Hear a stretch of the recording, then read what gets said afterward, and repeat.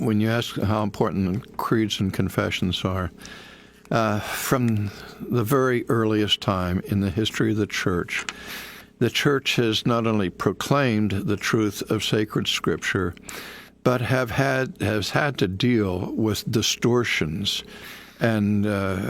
radical departures from biblical truth in the appearance and occurrence of multiple heresies that have threatened the church from the very beginning.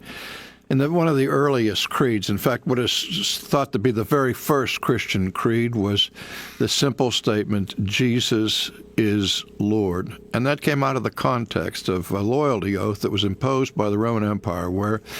Christians were required to say publicly, Kaiser Kyrios, Caesar is Lord.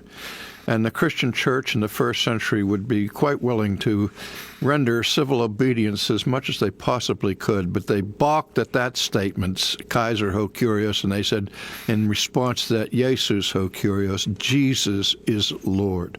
And when you look at the great creeds of church history, for example, the Nicene Creed, the Chalcedonian Creed, you see that they were written in response to serious heretical views that were arising, threatening the very essence of the Christian faith. And that's true also of the historic confessions that were written. These confessions were an attempt to crystallize the essence of doctrine found in sacred Scripture, never to be seen as a substitute for Scripture or having authority over the Scripture, but rather to give to us a summary of what Christians believe as defined in terms of confessional orthodoxy.